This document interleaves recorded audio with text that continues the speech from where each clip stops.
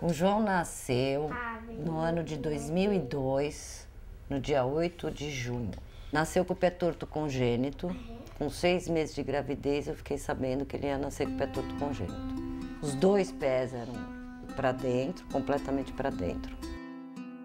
A gente queria pegar uma criança para adotar, uma criança. Que aí quando nasceu, ela falou assim, não, mas vocês não vão querer que ela nasceu deficiente. Ela nasceu com o pezinho torto. Aí quando a Ivanete chegou lá no norte, ligou para mim e falou, a menina é deficiente. Eu falei, não, mas você pode trazer a criança, né? Não é por causa de uma coisinha assim que você vai deixar a criança lá, né? Clubfoot is a congenital disease that affects 1 in every 1,000 births in Brazil. Each year, 7,300 children are born with this problem, which can become a limiting and chronic disability when not treated properly. O pé torto é uma deformidade congênita, caracterizada pelas deformidades do retropé, do mediopé e do antepé. Então é uma alteração congênita em que há um mau posicionamento de todos os ossos do pé em relação ao tornozelo. E é a deformidade congênita mais comum e ainda nos dias de hoje é um desafio de tratamento. Brazil is the biggest country in South America. The country is marked by gigantic socioeconomic differences. Because of the size and complexity of Brazilian society and healthcare system, clubfoot treatment is sometimes neglected in our country. O pobre nasceu pobre, tem pé torto e vai ter pé torto. Qual o futuro que ele vai ter? Então, nada, vai ser um segregado da sociedade, vai ser um excluído. Se o pé torto não for tratado, a gente pode dizer que a gente vai ter um deficiente físico. Não é uma deficiência grave. Quando são os 2 pés, aí torna-se uma coisa assim bastante limitante, vai dificultar o dia a dia, vai dificultar o trabalho, uma série de coisas. Então, vai ser um deficiente físico se aqueles pés não foram tratados. Eu posso te dar o exemplo de que eu vi um moço em Salvador com o pé torto, totalmente torto, congênito, mas muito torto, adulto, e ele não, mal conseguia andar, ele estava sentado na rua, uma pessoa humilde, e ele não levantava, então ele estava andando de joelho.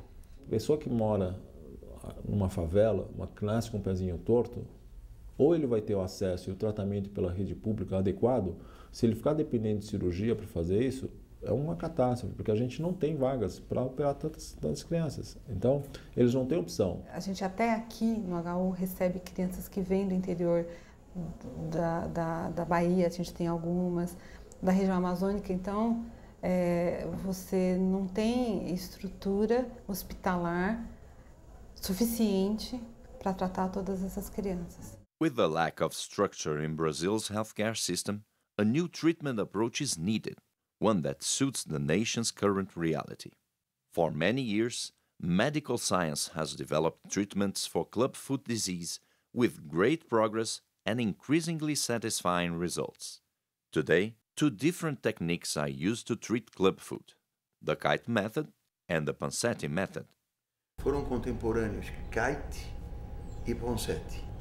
Kite era o método que todos nós, a nossa geração toda, seguiu. Nós fazíamos gessos seriados desde os primeiros dias de vida e em torno do 8º, 9º mês de vida dessa criança nós fazíamos a correção cirúrgica e depois continuávamos usando ou não a órtese.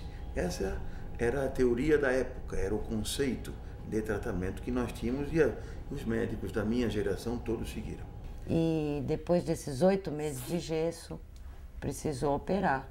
Aquela operação tradicional, corta um L. É uma cirurgia grande? Grande, de 4 horas. Para operar, as dificuldades eram enormes, porque você precisava ter um hospital preparado, um profissional habilitado para fazer a cirurgia, que não é uma cirurgia simples, é uma cirurgia extremamente delicada. The kite method was widely used in the 70s and was considered the leading clubfoot treatment until the early 90s.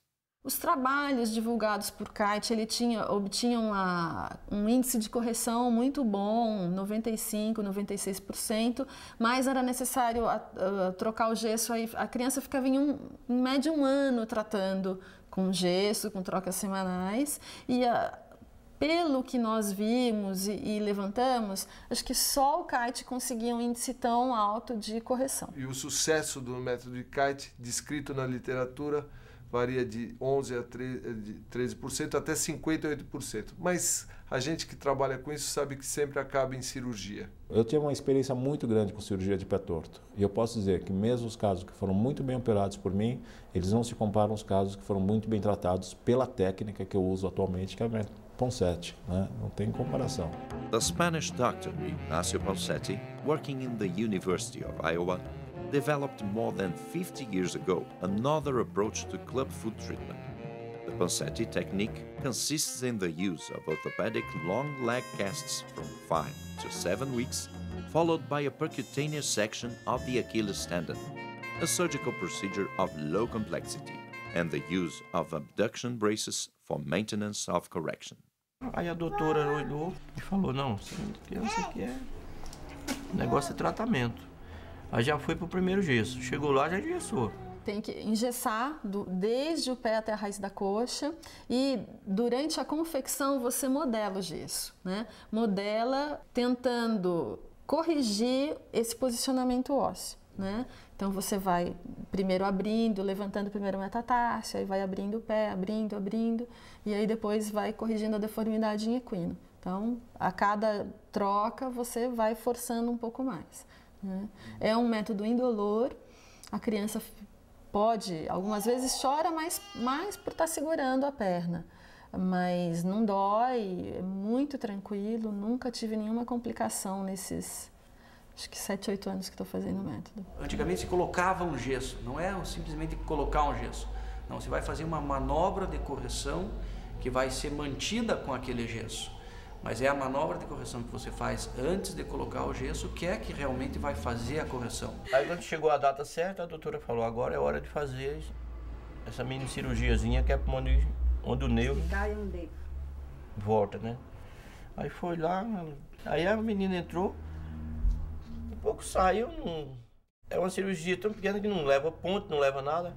A partir do momento que o pé abriu totalmente, normalmente, em mais de 90% dos pés, ainda fica uma deformidade residual em equino. Então, é feita a tenotomia percutânea do tendão de Aquiles. O que vai ser usado para fazer esse procedimento vai ser um bisturi que é extremamente barato. Então, no máximo, vai se dar um pontinho lá, que também é extremamente barato. Então, é um tratamento, como um todo, com um custo infinitamente menor do que um tratamento cirúrgico, né? E ela falou, agora é só usar o aparelho dia e noite que vai dar certo.